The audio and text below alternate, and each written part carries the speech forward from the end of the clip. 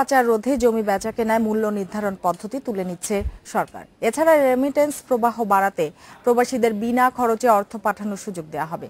সচিবালয়ে economic reporters ফোরামের সঙ্গে আজ প্রাক বাজেট আলোচনায় অর্থমন্ত্রী আবুল মাল আব্দুল মুহিত কথা বলেন।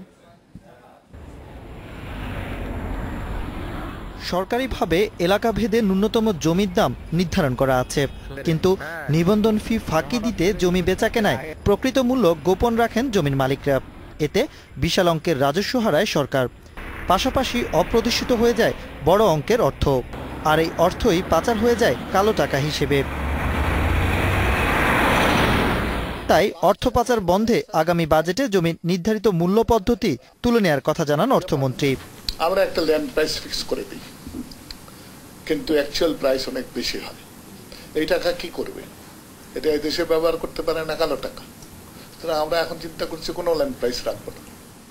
চলতি বছর রেমিটেন্স প্রবৃদ্ধি কমে যাওয়ায় আগামীতে বিনা খরচে প্রবাসীদের অর্থ পাঠানোর সুযোগ দেবার কথা জানান অর্থমন্ত্রী। এখন আমরা চার্জ করি যখন তারা টাকা পাঠায়। প্রধানমন্ত্রী বলেছেন চার্জ করবেন। I think will do it.